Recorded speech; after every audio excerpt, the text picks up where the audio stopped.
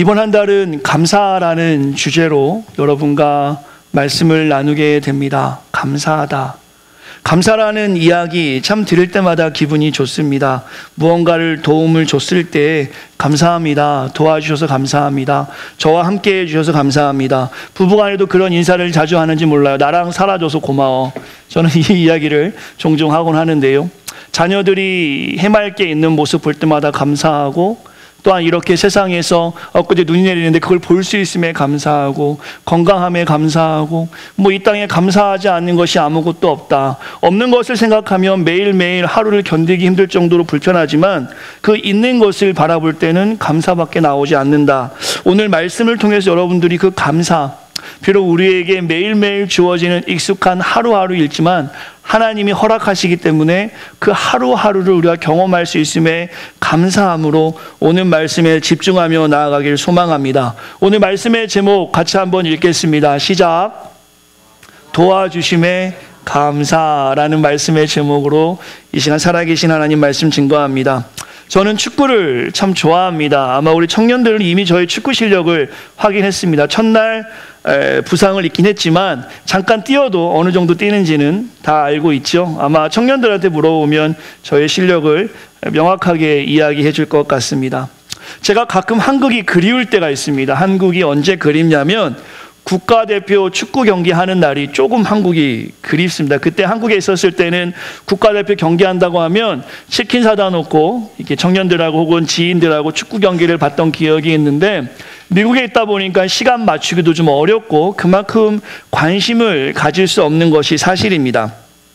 어찌됐든 기회가 있어서 여기서든 한국에서든 축구 경기를 보게 되면 제가 느끼는 점이 하나 있어요. 뭐냐면 경우의 수를 한국은 매우 중요하게 여기는 축구 실력을 가지고 있다라는 것입니다.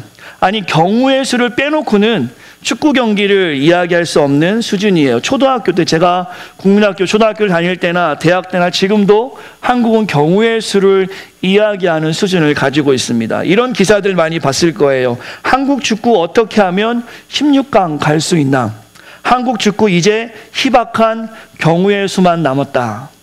이런 신문 기사들 너무 많이 보고 있고, 사실 지금도 그런 기사들 많이 봅니다. 제가 이런 기사들 볼 때마다 엉뚱한 상상을 하나 하게 됩니다. 뭐냐면 이 축구가 팀 스포츠이긴 하지만 우리나라에도 메시 같은 선수가 있으면 어떨까? 우리나라에도 호날두 같은 선수가 있다면 얼마나 좋을까? 메시나 호날두는 축구를 아주 잘하는 세계적인 선수입니다. 순수한 축구팬으로서 시원시원하게 좀 경기를 이겼으면 좋겠다라는 생각을 합니다. 한번 생각해 보세요. 그 축구 잘하는 메시가 대한민국 선수입니다. 이메시, 라스트 네임이 이라고 합시다. 이메시 선수의 활약으로 아르헨티나를 크게 이기다. 기분 좋지 않으세요? 박호날두 선수가 멀티골을 기록함으로 한국이 브라질을 이기라. 매번 월드컵에서 우승하는 건 아니겠지만 아마 탈아시아급 메시나 호날두가 대한민국 선수라면 손흥민 선수는 후보가 될 것입니다.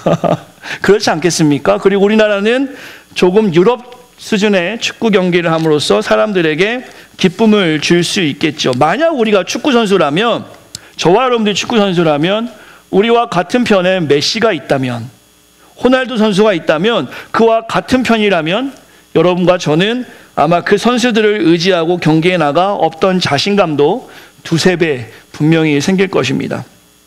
서기 208년 어느 겨울이었습니다. 유비와 송건이 이끄는 10만 연합군이 조조의 80만 대군과 싸우는 일이 있었죠. 바로 그 유명한 적벽 대전입니다. 수적 열세로 위기에 몰린 연합군, 그 유비와 송건이 인한 연합군에는 제갈량이라는 지략가가 있었습니다. 그가 장수인 주유에게 이런 얘기를 하죠. 지금 전쟁하지 말고 동짓날 3일 동안 거센 남동풍이 올 테니까 그때까지 좀 힘들어도 기다리자라고 이야기합니다. 남동풍을 이용해서 조조 대군을 이길 수 있다는 것이죠. 그때 불화살을 쏴서 화공으로 그들을 제압하자. 조금 힘들지만 기다리자라고 이야기합니다. 마음이 좀 급했지만 지략가인 제갈공명, 제갈량의 이야기를 듣고 기다리게 되죠. 정말 동짓날이 되자 그의 예상처럼 남동풍이 들었고 조조 대군에게 불화살을 쏴게 되고 이제 그 불화살에 조조 80만 대군이 개멸하는 장면, 그게 적벽대전에서 나오는 장면입니다. 연합군의 제갈량 같은 지략가가 같은 편에 있다면 군사들에게는 엄청난 큰 힘이 될 겁니다. 적은 숫자로도 큰 승리를 거둘 수 있으니까 말입니다. 저는 오늘 우리의 인생에서 만나는 어려움, 아니 이미 만났던 어려움, 또 만나고 있는 어려움, 앞으로 만날 어려움들을 여러분과 한번 나누어 보려고 합니다. 앞으로 여러분들은 어떤 어려움들을 만날 것 같습니까? 아직 결혼하지 않은 분들은 결혼의 어려움이 있을까요? 결혼한 분들은 자녀를 낳는 어려움이 있을까요? 자녀를 낳으신 분들은 그 자녀를 키우는 어려움이 있을까요? 혹은 학위를 공부하는 분들은 이제 다음 과정으로 건너가는데 어려움이 있을까요? 인생은 한 번도 쉬운 적이 없던 것 같습니다. 앞으로 일어날 어려움을 생각해 보면 분명히 쉽지 않음을 저는 상상하게 됩니다. 그러나 그 인생들의 만날 어려움을 좀 전에 언급한 축구 경기라고 한다면 메시 같은 공격수가 그 인생 가운데 있다면 우리는 그 경기 해볼만 할 겁니다. 만약에 그 인생, 여러분과 저의 인생이 적벽대전 같은 인생일지라도 제갈량 같은, 제갈공명 같은 지략가가 함께 한다면 그 인생 해볼만 할 것 같습니다. 이러한 관점에서 저는 우리 기독인의 인생들을 좀 살펴보고 싶습니다. 전지전능하시고 영원하시고 어디에다 계신 하나님, 이 하나님이 우리 편이라면 우리 인생 해볼만 합니다. 충분히 우리는 그 어려운 인생에 부딪힐 만한 합니다. 저는 오늘 살아계신 하나님 말씀을 전하는데 그 말씀을 전할 때 주님을 구주로 영접한 크리스찬들에게 말씀을 전하고 있습니다. 그리고 그 크리스찬들에게 이렇게 말씀을 전하고 싶습니다. 하나님이 여러분의 편입니다. 아니, 우리가 하나님의 편입니다. 하나님을 오늘 알지 못하는 분들에게 전하고 싶습니다. 하나님의 섭리 가운데 이곳에 오신 분들이 있다면 꼭 기억하셨으면 좋겠습니다. 하나님을 만나게 될 모든 분들에게도 동일한 말씀입니다. 우리의 인생길, 여러분과 저의 인생길, 앞으로 어떤 인생길일지 모르나 그 인생길에서 오늘 말씀 하나만 기억한다면 오늘 감사로 우리의 인생을 이끌어 갈 수 있을 것입니다. 본문 1절의 말씀을 먼저 여러분과 나누고 싶어요. 오늘 우리의 결론적인 말씀일 것 같은데요. 이 말씀을 오늘 여러분들이 꼭 기억하고 돌아가시길 바랍니다. 같이 한번 하나님 말씀 읽겠습니다. 1절입니다. 읽겠습니다. 시작.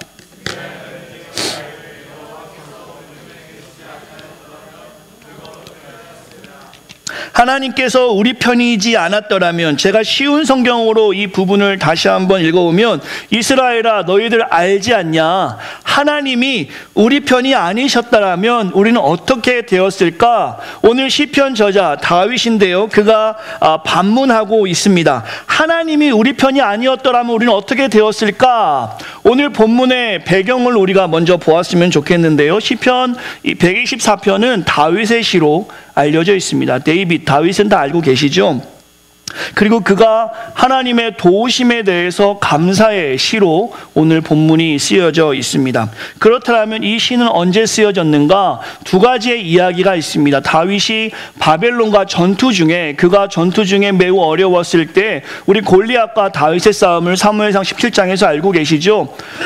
큰 골리앗 혹은 이스라엘을 무력화시키는 수많은 적들과 싸울 때 그들은 목숨의 위협을 경험했습니다. 이때 다윗이 124편을 통해서 하나님이 우리 편이 아니었으면 우린 이미 죽었을 것이다 라고 이야기하면서 오늘 본문을 하나님을 찬양하는 마음으로 쓰였다라고 대부분의 학자들은 이야기하고, 또한 더 크게 이야기한다면 이스라엘의 구원의 역사 가운데 이스라엘이 출애굽하고 아말렉이 따라오고 아말렉 군사들과 싸울 때, 혹은 바로의 군사들이 따라왔을 때 홍해가 앞에 놓였을 때 사면초가의 순간에서 하나님이 홍해를 가르시고 그들이 먹을 것이 없을 때 만나와 메추라기를 내시면서 그들이 가는 길길마다 구름기둥과 불기둥으로 보호하셨던 그 하나님의 은혜 전체를 이야기하면서 구원의 역사를 찬양하는 다윗의 시라고도 이야기합니다. 결론 하나입니다. 결론은 하나님이 내 편이었다라는 것입니다. 이스라엘 구원 역사를 살펴보든 다윗이 전쟁 중에 하나님의 은혜를 경험했던 하나님이 자신의 편이었다, 하나님이 이스라엘의 편이었다라는 것입니다. 한번 따라 하시겠습니까? 하나님은 우리 편이다. 지금 여러분과 저 누가 우리 편인지 때로는 헷갈릴 때 있잖아요. 저 사람이 지금 내 편이야? 저쪽 사람 편이야? 제가 예전에 있던 교회에 약간 분쟁이 있었어요. 분쟁이 있었을 때 어떤 분이 저한테 목사님은 목사님, 담임 목사님 편이세요? 제 편이세요? 막 그러는 거예요. 그래서 제가 그랬어요. 저는 하나님 편입니다. 교회 안에서 이런 일들이 참 많이 있단 말입니다. 자기 의견에 동조하면 자기 편, 자기 의견에 반대 의견을 내면 다른 편. 교회 안에서도 이렇게 편이 갈라지는데 우리는 누구 편입니까? 네, 제 편 아닙니다. 하나님 편. 우리는 하나님 편입니다. 오늘 말씀의 제목이 감사의 조건, 감사의 이유 두 번째, 도와주심에 감사라는 말씀의 제목인데, 우리 편인 하나님이 저와 여러분, 하나님을 구주로 영접한 저와 여러분을 도와주셨습니다. 믿으십니까? 그리고 도와주십니다. 이것이 오늘 우리의 감사의 이유예요. 그러나 이 도움이 단순히 어려움을 좀 해결하는 일들, 하나님 이번에 이런 일이 있는데 잘 넘어가게 해주세요, 이런 간단한 어려움을 이야기하는 것이 아니라, 혹은 잘 먹고 잘 사는 일, 여러분의 인생에 있어서 편안하게 사는 그런 일을 말씀하는 것이 아니라, 물론 이런 것도 하나님께서 충분하게 우리에게 도움을 주셨지만, 오늘 본문을 통해서 본문에 더 접근해서 말씀을 보자면, 다윗이 하나님을 알지 못하는 바벨론과 하나님의 이름으로 싸웠던 장면들, 혹은 우리에게 구원의 역사 가운데 애굽 백성들에서 애굽에서 출애굽한 이스라엘을 도왔던 하나님의 은혜들을 생각할 때, 오늘 우리가 봐야 될 그 하나님의 도움은 기독인 정체성을 지키는 데서 오는 영적 싸움에서 도우시는 하나님의 은혜를 말하는 것입니다. 예수의 자녀로 구원을 소유한 백성으로 살아갈 때 주시는 은혜를 이 아침에, 오늘 이 시간에 저와 여러분이 살펴보았으면 좋겠어요.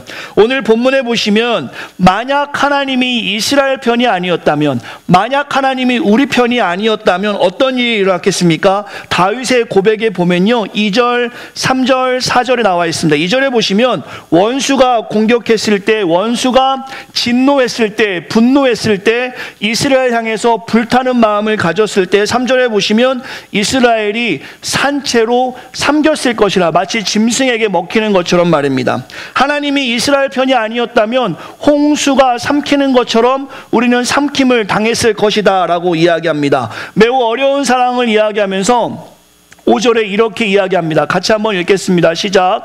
그때 넘치는 물이 우리 영혼을 삼켰을 것이라 할 것이로다. 오늘 본문의 다윗은, 오늘 본문에 이 하나님의 말씀을 고백하고 있는 우리는, 하나님이 우리 편이 아니었더라면 우리는 이미 죽었을 것임을 성경에서는 말씀하고 있다라는 것이죠.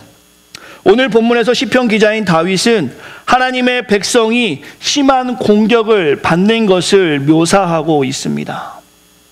그러면서 하나님이 이스라엘 편이 되어 주셨기 때문에 심한 공격에서 살아남을 수 있었다라고 고백하고 있어요.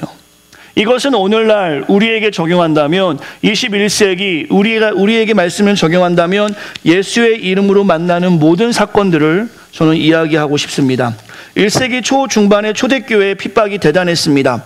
예수를 믿는다는 이유만으로, 예수를 믿는다는 이유만으로 핍박을 당했습니다. 핍박의 강한 시작은 네로 황제 때였죠. 그가 화재를 일으킨 다음에 기독인이 화재 내었다 해서 기독인들을 잡아 죽인 장면 우리가 알고 있습니다. 그 다음에 황제 디오클레치안 시대에 로마 제국에서 가장 잔인한 핍박이 기독인들에게 있었습니다. 그것을 대핍박이라고 이야기하는데요, 예수 믿는 자들을 십자가에 올리거나 혹은 산채로 불태워 죽이거나 황소와 맹수의 밥이 되게 하는 일이 1세기 초 중반에 기독인들에게 있었어요. 그들이 죽는 이유는 하나였습니다. 예수를 믿는 이유 때문에. 예수님을 믿는 자는 죽음으로 신앙을 증명한 그런 시대가 있었다라는 것이죠. 우리 성도들은 카다콤에 대해서 들어보셨는지 모르겠습니다. 로마에 카다콤이 있는데요, 기독인들이 핍박을 피해서 땅 속에 들어갔던 무덤 같은 형태의 모습입니다. 이들의 고통은 우리가 상상할 수 없는 고통을 겪었습니다. 그들은 신앙을 지키기 위해서 죽음을 택했어요. 죽음을 각오한 신앙생활을 초대교회 성도들은 했습니다. 이들이 죽음을 각오한 신앙생활을 했던 이유는 무엇이냐면 잠깐 죽는 위협보다 영원한 하나님과 함께하는 삶이 더 귀하다는 것을 이들은 알고 있었어요. 하나님이 그들의 편이기 때문이죠.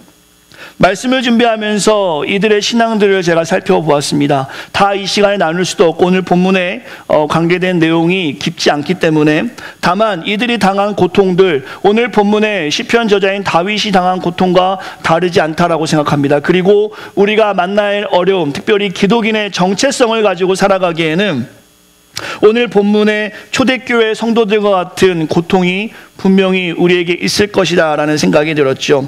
말씀을 준비하면서 이들의 마음, 초대교회 성도들이 하나님의 말씀을 지켜 살아가기 위해 목숨을 걸고 했던 모습들을 그린 찬양이 있는데요, 저는 이 찬양을 한번 해보고 싶다라는 생각이 들었습니다. 찬송가 388장의 찬양인데요, 초대교회 성도들의 어려움을 그대로 보여주는 찬양의 가사가 있습니다. 그들이 하나님의 이름으로 나아갔더니, 하나님을 믿었더니 그들이 고통을 겪게 되었지만 그 고통이 그들에게는 기쁨이었고 그 고통이 그들에게는 은혜였습니다. 이유는 하나님이 그들의 편이었기 때문이죠.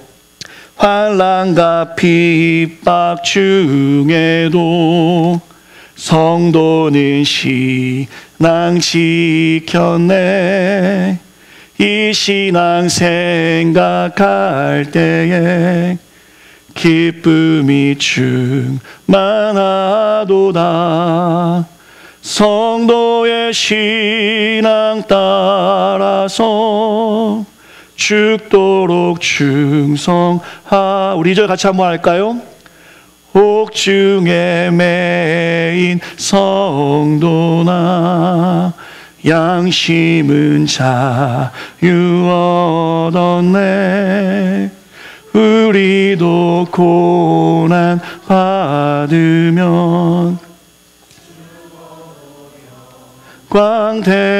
광대도다. 성도의 신앙 따라서 죽도록 충성하겠네. 바로 이것이 초대교회 성도들의 신앙이었습니다. 옥중에 매인 성도였지만 그들의 양심은 자유함이 있었습니다. 기독인의 정체성을 가지고 살아가는 이유만으로 그들은 목숨을 걸고 하나님 앞에 나아갔습니다. 그리고 하나님이 그들의 편임을 기억하고 참 자유를 얻게 되었습니다. 제가 이 찬양을 하면서 그렇다라면 지금 이 시대 21세기를 여러분과 제가 살아가고 있는데요, 기독인이라는 이유로 이러한 고난 중에 사실 있는가 제가 한번 살펴보았어요. 사실 카다콤에 들어갈 정도의 핍박은 우리에게 없습니다. 이 땅의 대부분 나라에는 종교의 자유가 있습니다. 특히 우리가 사는 미국이나 우리가 태어난 조국 대한민국에서 예수를 믿는다고 해서 핍박받는 일은 전혀 없습니다. 그러나 제가 오늘 본문의 말씀을 보면서 이 말씀이 우리에게 적용될 때 우리가 무엇에 감사할 수 있는가? 그것은 초대교회와 같은 육체적인 고난은 분명히 우리에게 없지만 우리의 신앙을 위협하는 것이 여전히 계속되고 있는데, 그것은 바로 세속화된 정신들이었습니다. 사실 이것은 육체적 핍박보다 우리에게 더 큰 어려움을 주는 것이 사실입니다. 우리가 전혀 느끼지 못할 정도로 천천히 기독인의 삶에 세속적인 것들의 영향이 우리에게 있단 말입니다. 목회자와 성도들이 이런 것에 너무나 쉽게 넘어가는 것 우리가 보게 됩니다. 버티는 사람이 하나도 없을 정도로 음란, 사기, 정욕의 소용돌이에 전혀 저항하지 못한 채 자신이 썩어져가는 것을 모르고 픽픽 넘어가는 모습 우리가 확인하게 되죠. 오늘날 우리는 오늘 본문에서 말씀하시는 세상의 분노가 기독인들에게 향하는 것을 너무나 쉽게 경험하게 됩니다. 기독교는 배타적이야. 기독교는 너무나 독선적이야. 기독인들은 자기들만 알아. 우리가 가진 진리를 마치 욕심의 일부분으로 해석하는 세상에서는 기독인을 향해서 분노를 보여줍니다. 여기에는 기독인들의 정성스럽지 못한 세상을 대하는 태도도 있고 무례한 기독인의 모습도 분명히 있겠지만, 분명히 세상의 정신적 유혹과 핍박에서 우리가 쉽게 넘어져 감으로 선한 영향력이 아니라 기독인을 통해서 악한 영향력이 세상에 보여지고 세상은 교회를 향해 분노하고 있습니다.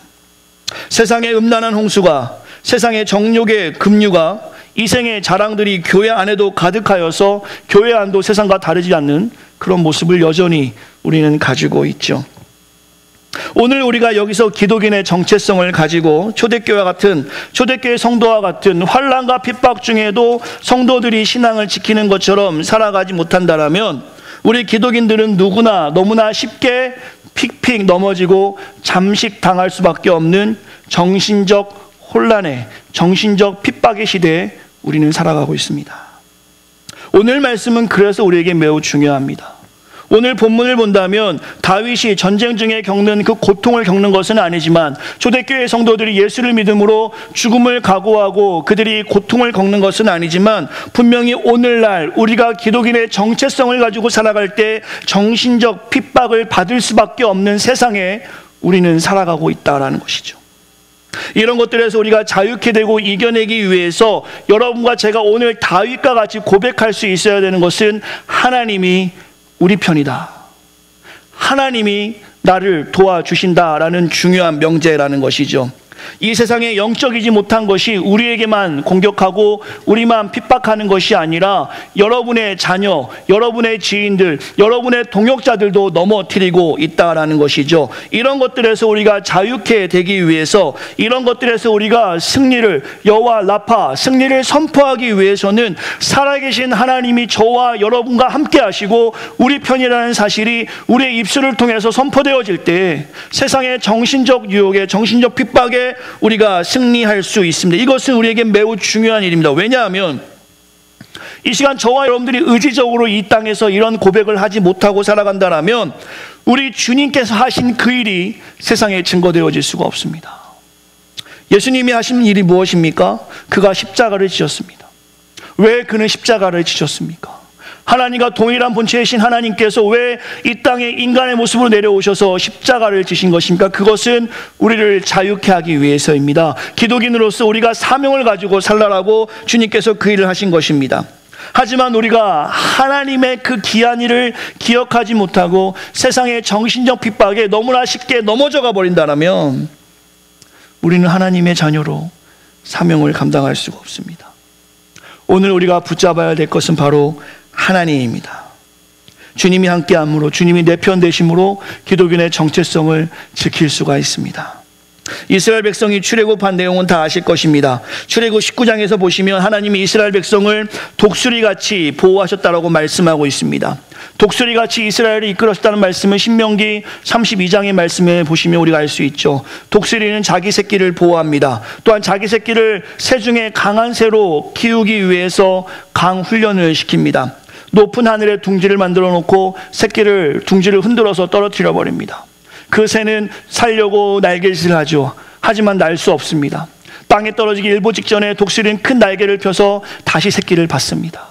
그리고 더 높은 곳에 올라가서 독수리 새끼를 떨어뜨리죠. 이것을 여러 차례 반복하면서 그 독수리 새끼가 팔에 강한 힘을 가질 수 있도록 강 훈련을 시키고 끝내 독수리의 멋있는 모습과 같이 독수리로 살아남을 수 있도록 그 독수리는 강한 독수리가 되는 것 우리가 알 수 있죠. 독수리의 멋진 모습처럼 살라고 그의 합당한 모습으로 살게 하기 위해서 독수리 어미는 강한 훈련을 시킵니다. 그래서 새 중에 왕이 되는 것이겠죠. 공작새를 보십니까? 겉의 모습은 너무나 화려하고 멋있습니다. 그 날개를 피면 너무나 아름다워서 사진을 안 찍을 수가 없습니다. 너무나 화려합니다. 멋있습니다. 하지만 새가 해야 할 일, 날지 못하는 공작새를 우리는 보고 있습니다. 여러분은 저 창공을 나르는 독수리가 되고 싶으십니까? 아니면 그냥 사람들 눈에 눈조기 하는 울타리에 갇혀있는 공작새로 살아가고 싶으십니까? 이 땅의 교회는 겉만 화려합니다. 이 땅의 교회는 보여주는 건 많은 것 같습니다. 하지만 새로서의 정체성, 날아봐 했을 때 공작새가 날지 못하는 것처럼 이 땅의 교회에게 사명대로 살아, 복음을 전해봐, 하나님이 너를 위해 하신 일이 무엇이야, 교회의 사명이 무엇이냐라고 질문했을 때 교회는 아무 답도 하지 못하고 그저 바라만 보고 있는 우리의 모습은 아닌가. 오늘 우리의 말씀, 이 땅의 정신적 핍박에 넘어가지 않기 위해서 우리가 고백해야 될 신실한 말씀임을 기억하시길 바랍니다. 하나님은 이스라엘 백성에게 광야의 훈련을 주셨습니다. 그것은 애굽의 종으로 사는 것이 그들의 사명이 아니라 그들에게 하나님이 택한 백성인 정체성답게 사명 있게 가나안 땅으로 이끌어가기 위해서 광야의 훈련을 시키셨습니다. 하나님이 하나님 되심을 보여주기 위해서 마치 독수리 날개로 새끼를 보호하는 것처럼 그들이 어려울 때마다 그 훈련 중에 하나님께서는 그들을 보호하셨습니다. 이것은 오늘 우리에게 동일한 은혜입니다. 독수리의 날개처럼 늘 언제나 주님께서는 홍수 같은 급류 같은 그런 세상 가운데 여러분과 저를 인식할 때든지 인식하지 못할 때든지 하나님이 보호하셨다라는 사실입니다. 왜냐하면 하나님이 왜 우리를 보호하셨냐면 하나님과 우리가 한 편이기 때문입니다. 우리가 하나님과 같은 편이기 때문입니다. 제가 헌혈을 하러 간 적이 있습니다. 한국에서는 헌혈을 종종 했었는데요. 여러 검사 후에 간호사가 저에게 한번 물은 적이 있어요. 위험한 일 하세요? 라고 물어보시더라고요. 제가 위험하게 생겼는지.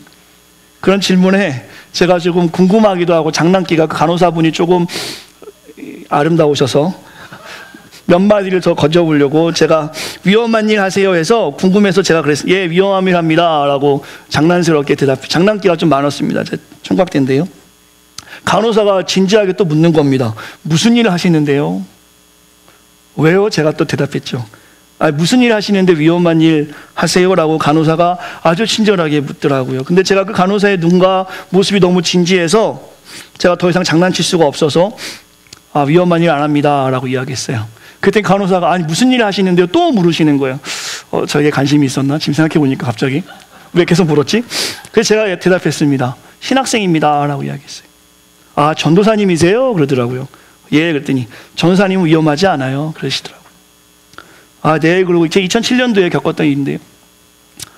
그러나 제가 오늘 본문 준비하면서 그 일이 잠깐 생각났어요. 전도사는 위험하지 않으세요. 그러나 제가 오늘 말씀을 준비하면서 기독인의 정체성을 가지고 이 땅에 살아가기에는 이 세상은 위험하다라는 생각을 했습니다. 왜냐하면 세상의 것을 욕심내지 않아야 되기 때문에 손해보는 위험을 우리는 감수해야 합니다. 희생하는 위험도 감수해야 돼요. 정의롭게 살아가기 때문에 어렵게 살 위험도 우리에게 있습니다. 정결하고 정직하게 살아야 하기 때문에 분명히 어려움에 처할 수 있어요. 손해보는 위험, 억울한 위험이 우리에게 있다 말입니다. 이런 위험성을 우리는 가지고 살아가더라고요. 그렇다면 이런 위험성이 있다고 해서 이 땅에서 기독인으로 사는 것을 우리가 포기합니까? 힘들다고 포기할까요? 그렇지 않습니다. 왜냐하면 하나님이 우리 편이기 때문에 그 위험을 감수하고 나서도 기독인으로 우리는 살아가야 합니다. 이것들이 성경적 가치관으로 우리가 살아갈 때 분명히 위험할 수 있지만 이렇게 할 때 하나님은 우리를 도우시는 것입니다. 이렇게 기독인의 정체성을 가지고 살아갈 때 그 손해볼 위험을 감수하고 살아갈 때 우리가 받은 그 하나님의 사랑을 세상에 전할 수 있는 것입니다. 사랑하는 성도 여러분, 성경적 가치관으로 살아가는 것, 예수의 제자로 살아가는 것은 매우 위험하고 어려운 일이 될 수 있습니다. 이 어려움을 경험하지 못하는 분들이 있다면 정말 내가 예수의 제자로 살아가고 있는지 자신의 삶을 돌아볼 수 있어야 돼요. 왜냐하면 예수의 제자로 사는 것은 초대교회는 죽음을 각오하는 신앙이었지만 지금은 우리의 정신을 지키는 신앙이 되어야 한다는 것입니다. 오늘 우리가 예수의 제자로 살면서 하나님의 말씀으로 무장하지 못하고 세상의 가치관에 픽픽 넘어져 버린다라면 그것은 우리가 하나님의 자녀로 살아가는 것도 아닐 뿐더러 하나님이 우리의 편임을 고백하지 못하는 신앙생활을 하는 것입니다. 하지만 오늘 말씀을 통해서 그 어려운 순간에 도우시는 하나님의 은혜를 바라보고 내가 비록 세상에서 성경적 가치를 가지고 살아가는 것은 매우 어렵고 힘들지만 그렇게 살아갈 때마다 일마다 하나님이 도우신다라는 명확한 인식이 여러분에게 있게 된다면 우리 편 되시는 하나님이 여러분과 함께 하시며 여러분의 삶을 인도하신다라는 것이죠. 그리고 그 고백 가운데 오늘 다윗은 이렇게 고백합니다. 6절부터 8절이죠. 오늘 우리가 하나님이 우리 편이야 하고 기독인의 정체성을 가지고 살아갈 때, 다윗이 하나님이 자신의 편임을 알고 전쟁에 나아갔을 때, 이스라엘 백성들이 하나님이 이스라엘 백성의 편임을 알고 광야에서 하나님만 바라보았을 때 이들은 이러한 놀라운 은혜가 있었습니다. 같이 한번 6절부터 8절까지 우리의 고백으로 같이 읽겠습니다. 시작.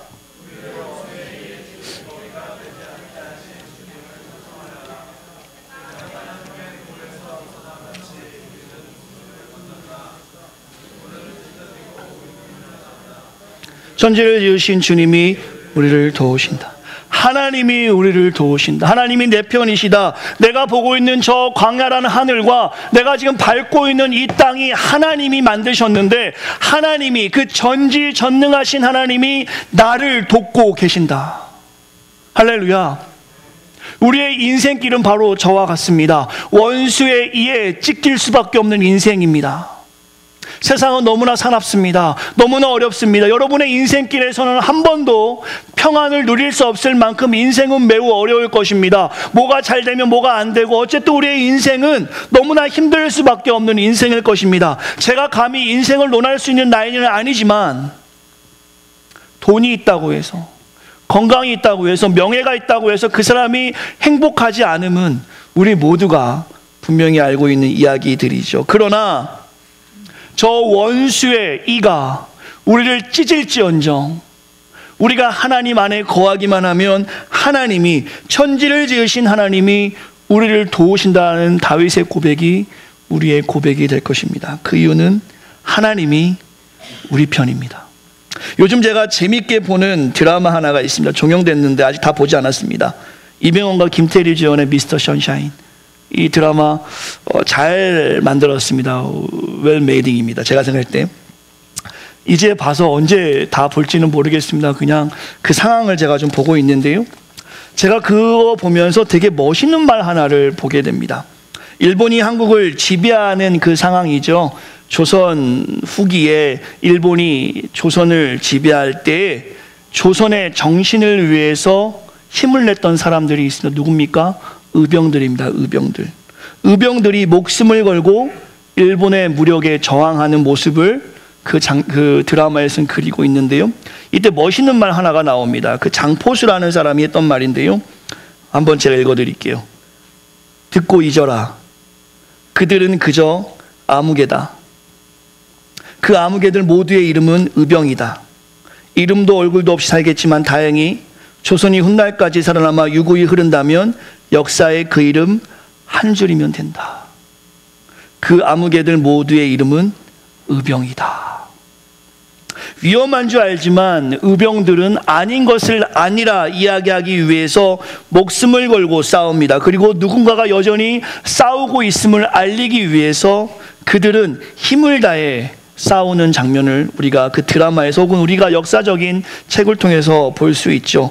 또한 드라마의 주인공들은 그들의 정체성을 지키기 위해서 위험성을 감수하며 이길 수 없는 싸움을 합니다. 그 스피릿, 정신 때문이었습니다. 그리고 그들에게 서로가 있기에, 같은 편이기에 서로를 도울 수 있기에 또 그 싸움을 하는 것, 제가 그 드라마를 통해서 보았습니다. 사랑하는 성도 여러분, 초대교회 같은 핍박은 지금 없습니다. 오늘 본문의 전쟁 속의 다윗과 같은 어려움도 우리에겐 없습니다. 그러나 여전히 제가 생각할 때 같은 무게의, 분명히 육체적인 핍박은 없지만 같은 무게의 신앙적인 핍박들이 우리에게 위험으로 도사리고 있습니다. 오늘 우리가 이러한 시대에 교만하여서 세상에 혼자 나가려 하거나 무능하여 아무것도 하지 않는다라면 소망 되신 주님을 절대로 전할 수 없습니다. 혹은 나만 잘 되기 위해서 신앙생활하거나 내 자녀만을 위해서 신앙생활한다면 우리는 사명자로 강한 독수리처럼 살아갈 수 없습니다. 오늘 우리는 우리 편 되시는 주님을 선포해야 합니다. 도우시는 주님의 사랑을 깊이 경험하시고 그 도우시는 주님의 사랑을 전할 수 있는 우리가 되어지기를 간절히 축원합니다. 세상 사람들은 세상에서 자기 편한 대로 살아가지만 우리는 그런 사명이 아닙니다.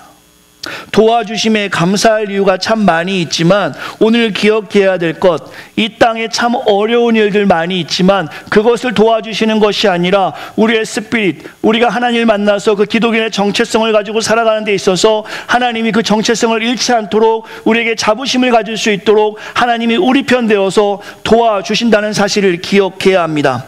오늘 말씀을 통해서 저와 여러분들이 분명히 기억해야 될 것은 그냥 어려움을 도와주시는 하나님이 아니라 내가 기독인으로서 기독인의 정체성을 가지고 살아갈 때에 하나님께서는 그 정체성을 지킬 수 있도록 우리를 도와주신다는 사실, 그 사실에 감사할 수 있는 우리가 되어야 합니다. 오늘 우리에게 주신 말씀의 적용점을 여러분과 살피고 말씀을 마치려고 합니다. 혹시 제가 주보를 통해서 작은 종이 하나를 드렸습니다. 혹시 갖고 계시나요? 신앙의 그릿이라는 이게 그릿이라는 책의 제목인데, 제가 신앙의 그릿, 발음이 제가 좀 어렵습니다. 4가지의 중요한 주제를 가지고 그 책에서는 이야기합니다.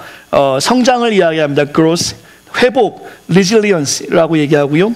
내재적 동기, intrinsic motivation, 우리 안에서 내재적 동기가 있어야지 성공한다. 그 또 책에서는 테나시리하고 끈기를 가지고 이야기합니다. 이 책이 유펜의 심리학자인 앤젤라 더크워스가 쓴 책 그릿이라는 책, 성공은 끈기가 있어야 한다라는 주제를 가지고 책이 쓰여졌고 아마 비즈니스 하시는 분들에게 매우 유명한 책으로 알려져 있습니다. 저는 그 책을 보면서 그 생각을 했어요. 신앙에서도 끈기, 그릿이 있어야 한다. 무슨 말씀이냐면, 여러분과 제가 오늘 그 하나님이 도와주심에 감사, 정말 내가 크리스찬으로 살아가는 하나님의 큰 도우심을 받은 경험을 가지고 이 시간에 감사로 나아간다라면 이 4가지 그릿, GRIT를 우리가 지키기만 한다면 하나님 우리를 통해서 하나님의 놀라운 일을 하실 것입니다. 첫 번째, 성장입니다. 세상의 성공도 성장이 있어야 한다고 이야기합니다. 신앙 안에서의 성숙도 성장이 있어야 합니다. 애기처럼 신앙생활 하는 사람들이 있다면 이 그릿, 하나님의 자녀로 살아갈 수 없겠죠. 이제는 주변을 돌볼 수 있는 성숙함, 성장이 우리 공동체 안에 있기를 간절히 소망합니다. 어리광만 피는 것이 아니라 정말 하나님이 나의 삶을 인도하신다면 이제 내가 주변을 돌아보고 주변을 살필 수 있는 성숙한 신앙이 우리 새생명 공동체 안에 있길 바랍니다. 그동안 내가 하나님을 잘 못 알았다면 이제는 성경을 읽으실 수 있어야 합니다. 기도할 수 있어야 되고, 우리가 안 했던 구역 모임이라든지 성경 공부라든지 할 수만 있다면 예수의 제자로 성장하기 위해 노력해야 돼요. 여긴 다 공부하는 분들이시니까 아실 겁니다.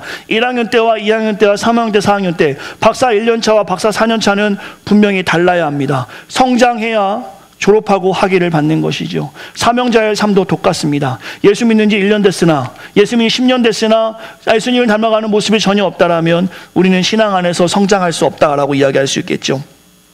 오늘 이 growth, 성장이 우리 새생명 공동체에 있기를 간절히 소망합니다. 다른 사람을 돌아볼 수 있는, 다른 사람 말에도 귀를 기울일 수 있는 성장이 오늘 우리에게, 결국에 신앙의 성장은 관계의 성숙으로 이어질 수 있도록 우리 모두가 힘을 쓸 수 있는, 도와주심에 감사, 나를 지켜주심에 감사로 고백하는 분들이라면 그 성장을 놓치지 않기를 간절히 소망합니다. 두 번째로 회복력입니다. resilience, 회복력이 있어야 합니다. 기도가 회복돼야 되고 예배가 회복돼야 합니다. 관계가 회복돼야 되고, 혹시 죄 가운데 있는 분들은 죄에서 돌아설 수 있어야 돼요. 회복력이 얼마나 빠르냐에 따라서 세상에 성공할 수 있다고 합니다. 신앙에도 마찬가지입니다. 지금 낙심되는 일이 있습니까? 어려운 일이 있습니까? 힘든 일이 있습니까? 예, 저도 있습니다. 땅에 떨어질 만큼 신앙생활 어려울 때도 있습니다. 기도하기 힘들 때도 있습니다. 그러나 그 회복력을 빨리 가지면 가질수록 하나님의 역사들을 더 쉽게, 더 강하게 우리가 경험할 수 있습니다.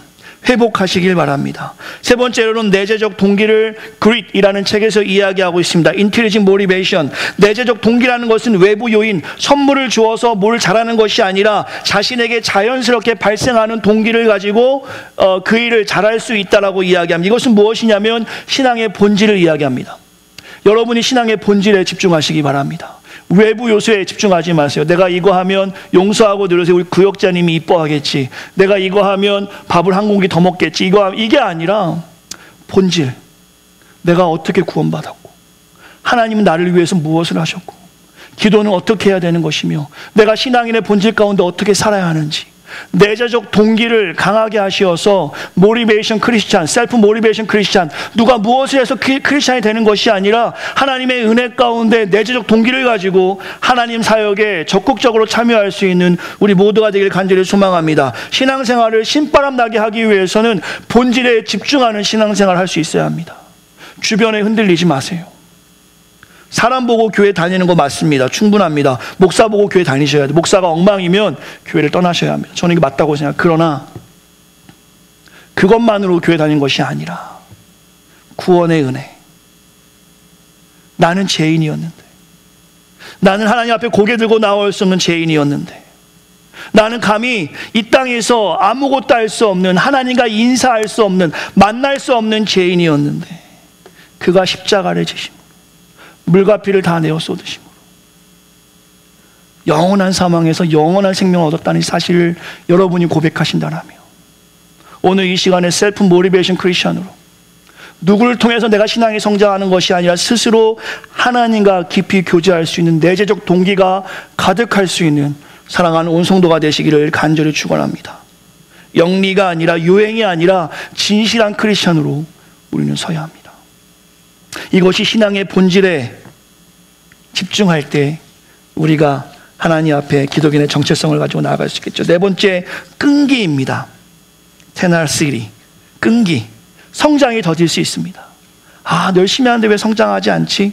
회복이 어려울 수 있습니다. 한 번 떨어진 내 마음의 좌절, 한 번 떨어진 내 마음의 절망, 한 번 떨어진 내 마음의 낙심, 회복되기 참 어려울 때라도, 본질에 집중하기 어려워서 계속해서 딴 데 시선을 던질 때라도 여러분과 제가 끈기 있게 나가기만 한다면 기독인의 정체성을 우리는 가질 수 있습니다. 이 땅을 만드시고 다스리시는 하나님이 바로 우리 편입니다. 믿으십니까? 하나님이 우리 편이에요. 남편이 아내가 내 편이 아닙니다. 남편이 남의 편이 남편 아닙니까? 그래 남편이라고 하는 것 같아요. 야, 옆집 아줌마가 그럴 리가 있냐? 그 옆집 아줌마랑 살아라 이렇게 하는 거 아니에요. 남편들은 다른 사람 편을 들잖아요. 누구도 자기 편이야. 하나님이 여러분의 편이라는 것입니다. 이것을 고백할 수 있어요. 저 사람이 나를 도와주기 절대 그렇지 않아요. 사람은 기댈 대상이 아니라 기도할 대상입니다. 우리가 기댈 대상은 오직 예수 그리스도, 우리 편 되시는 하나님밖에 없습니다. 때로는 홍수같이 어려움을 만납니다. 세상의 분노에 지쳐버린 내 감정과 삶을 내가 확인하게 됩니다. 급류같이 내 의지와 상관없이 흘러가는 내 삶을 보기도 합니다. 나는 저렇게 살고 싶지 않은데 그냥 마음대로 흘러가는 내 인생, 어떻게 할 수 없는 인생을 우리가 경험하기도 하죠. 하지만 내 편인 하나님을 붙잡고 끈기로 살아가기만 한다면 하나님이 우리 편 되셔서 나의 삶을 인도하십니다. 우리 인생길에서 홍수같이 갑작스레 아무것도 할 수 없는 어려움이 닥치더라도, 사나운 짐승같이 분노함이 나에게 몰려올지라도 신앙의 정체성을 가지고 오늘 적용점 신앙의 그릭, 성장하고 내재적인 동기를 가지고 끈기 있게 주님을 닮아가기만 한다면 하나님은 우리 편 되셔서 언제든지 우리의 삶을 인도하실 것입니다. 그때 오늘 6절부터 8절까지 찢기는 고통이 아니라 보호하는 고통, 그물에 갇혔는지 알았는데 그물을 하나님이 찢어주셔서 우리를 자유하게 하는 그 역사들 우리의 삶에서 경험할 것입니다. 2018년 잘 마무리하시기 바랍니다. 기도하지 않고 오늘까지 산 것은 하나님의 은혜입니다. 내일도 기도하지 않고 살아갈 수 있는가? 저는 모릅니다. 저는 아무것도 모릅니다. 만약에 기도하지 않고 오늘까지 하나님의 은혜 가운데 평탄하게 사셨다면 정말 감사하셔야 돼요. 그리고 오늘 말씀을 기억하시고 하나님의 은혜를 구하는 납작 엎드림으로 회복력을 가지시고 신앙의 성장을 가지시고 내적 동기 본질에 집중하심으로 끈기 있게 하나님 앞에 매달릴 수 있는 우리가 되길 간절히 소망합니다. 우리 찬양팀 앞으로 나오셔도 좋습니다. 이 사진으로 오늘 말씀의 마무리가 될 것 같아요. 저 아빠의 모습이 우리 성도님들 보이시나요? 비가 막 내리는데 아빠는 비를 흠뻑 맞았습니다. 사랑하는 아들이 비 맞아서 감기 걸릴까 해서 우산을 낮게 내려서 자녀를 보호하는 아빠의 사진. 저는 저것이 오늘 본문 시편 124편에 하나님이 다윗을 도우신 은혜였고 하나님이 이스라엘 백성을 도우신 은혜였으며 하나님이 오늘 새 생명 공동체의 한 사람 한 사람을 저 사랑으로 보호하고 있다고 저는 확신합니다. 저 도와주심을 우리가 이미 경험하였고 지금 경험하고 있고 앞으로도 경험할 것입니다. 홍수 같은 어려운 일, 급류에 휩쓸려가는 내 삶, 내가 아무것도 할 수 없을 만큼 세상의 분노를 경험할 때마다 하나님은 여전히 저렇게 그 분노, 그 홍수, 그 급류에 우리가 떠나지 않도록 하나님은 비록 비를 흠뻑 맞으시지만 예수 그리스도는 비록 십자가를 지시며 모진 고난을 당하셨지만 하나님을 믿는 자녀들은 저 큰 우산으로 보호하시는 줄 믿습니다. 감사할 조건 너무나 많이 있습니다. 우리 주님이 우리를 이끄시는 저 귀한 모습을 우리라고 생각하시면서 이번 한 주간 감사의 제목으로 살아갈 수 있는 살아가는 온 성도들 되시기 바랍니다. 한번 이렇게 하면 좋을 하나님 따라하기 하나님 감사합니다. 감사합니다. 하나님의 은혜 아니고서는 하루도 살 수 없습니다. 놀라운 하나님의 은혜가 오늘 본문의 말씀처럼 천지를 만드신 하나님이 저와 여러분을 보호하십니다. 우리 함께 찬양하고 싶습니다. 날마다 숨쉬는 순간마다 우리 찬양하면서 언제나 우리를 도우시는 그 하나님의 은혜 가운데 우리가 깊이 들어가는 시간 되길 바랍니다. 하나님 찬양합시다. 날마다 숨쉬는 순간 가사의 내용을 좀 집중하시면서 말씀 기억하시면 좋겠습니다. 내 앞에 어려운 일 보내 주님 앞에 이 몸을 맡길 때 슬픔 없네 두려움 없네 주님의 그 자비로운 손길 항상 좋은 것 주시도다 사랑스레 아픔과 기쁨을 수고한 우리 1절만 다시 한번 찬양합니다. 날마다 도우시는 하나님 날마다 주님의 곁에 계셔 내 앞에 어려움에 1절만 하겠습니다. 어려운 일 보내 아멘. 주님 앞 우리의 모든 것을 맡깁시다. 몸을 맡길 두려움 없습니다. 슬픔 없습니다. 슬픔 없네 하나님이 우리 편 되십니다. 아멘. 주님의 그 자비로운 손길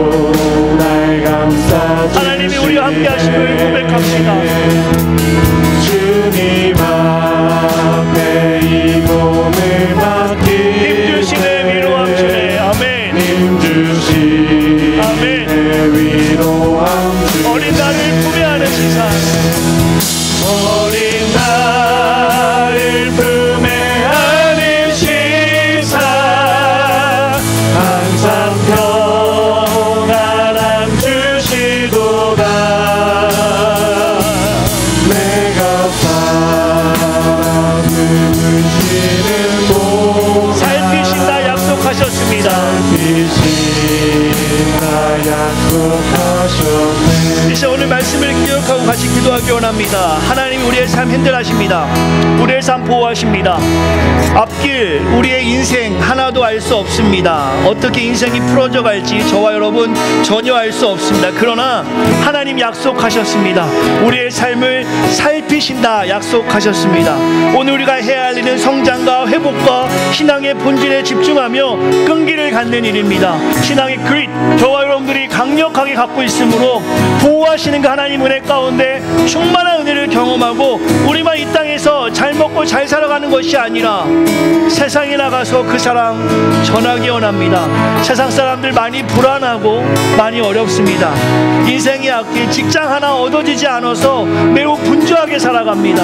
하나님 해결하심을 믿고 우리가 주인 대신 소망 대신 그 하나님 전할 수 있도록 세상에 나가서 자녀 때문에 물질 때문에 건강 때문에 어려움 당하는 분들이 있다면 그분을 놓고 우리가 기도하기를 원합니다. 분명히 하나님 보호하시고 인도하십니다.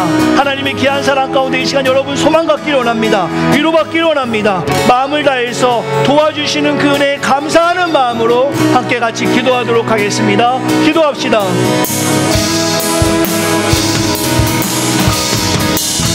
오 하나님, 하나님의 은혜에 감사합니다. 도와주심에 감사합니다. 우리 또 아무것도 할 수 없습니다. 하나님 우리 편 되십니다. 하나님 우리 편 되십니다. 하나님 우리 편 되십니다. 사랑하는 성도의 삶을 하나님 보호하여 주시옵소서. 하나님 인도하여 주시옵소서. 하나님 만져주시옵소서. 하나님 평강으로 인도하여 주시옵소서. 하나님 간절히 바라옵나이다. 하나님 은혜 가운데 나아갑니다. 하나님 도와주시옵소서. 하나님 도와주시옵소서. 하나님 도와주시옵소서. 하나님 감사합니다. 사랑의 하나님 감사합니다. 이 시간에 마음을 다해서 부족한 종이 기도합니다. 사랑하는 새생명 성도들 하나님 보호하여 주시고 이들이 간구하는 제목에 응답하여 주시어서 하나님의 은혜로 살아가길 원합니다. 믿음이 약한 자에게는 강한 믿음을 주시고 또 사명을 가지고 살아가는 자들에게는 그 사명 가운데 잘 살아갈 수 있도록 기도하는 제목에 응답하여 주시옵소서.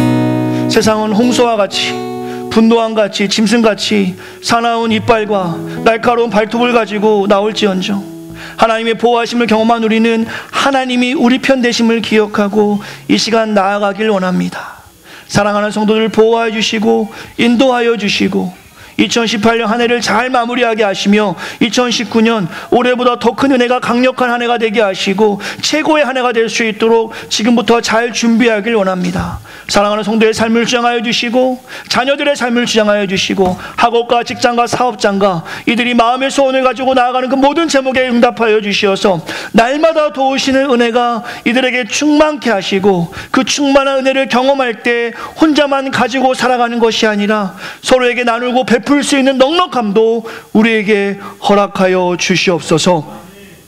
이제는 우리 주 예수 그리스도의 은혜와 하나님의 크신 사랑과 성령님의 가만해주 교통 충만한 은혜가 오늘 하나님이 내 편이라는 사실을 다시 한번 기억하며 세상에 나아가는 사랑하는 성도들 머리 위에 기도하는 제목의 사명 위에 자녀들 위에 마음에 소원하는 제목들 위에 이제부터 영원토록 함께 있기를 간절히 축원하옵나이다. 아멘. 보아주니 거룩하시고 나 밟을 때에 다시 오시네. 모두 외치세 이는 은혜의 해니 시온에서 구원이 많네. 보아주니 거룩하시고 나 밟을 때에 다시 오시네. 모두 외치세 이는